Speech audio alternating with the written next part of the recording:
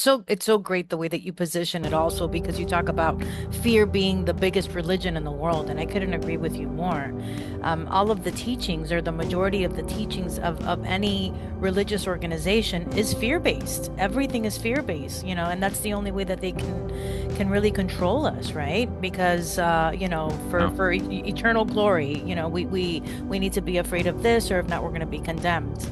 And in essence, I think the reality of it also is, put it into practice. Why is it that we feel so much closer to God or that higher power when we're out in nature, looking at the sun, right?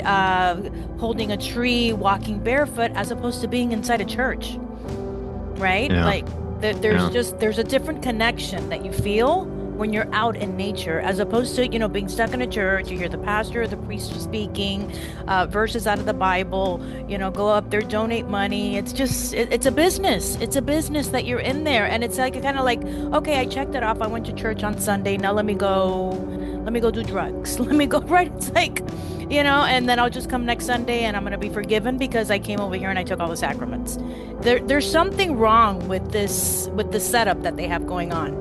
And yet, we're Yeah. so, everyone is doing it, but more and more people are starting to wake up, which is the beauty of what's happening right now. Um, Yeah. so for example, how do we reconnect to that childlike state, before all of this fear and conditioning took over us? Like, what are other ways? Meditation, I know that that's a big one, right? But not everybody finds meditation Hmm. to be very easy. So, what are some ways Right. for us to get back to that, when we were kids and we were 5 years old, that, we were laughing and playing and life was just fun, you know? Yeah. Unlike now.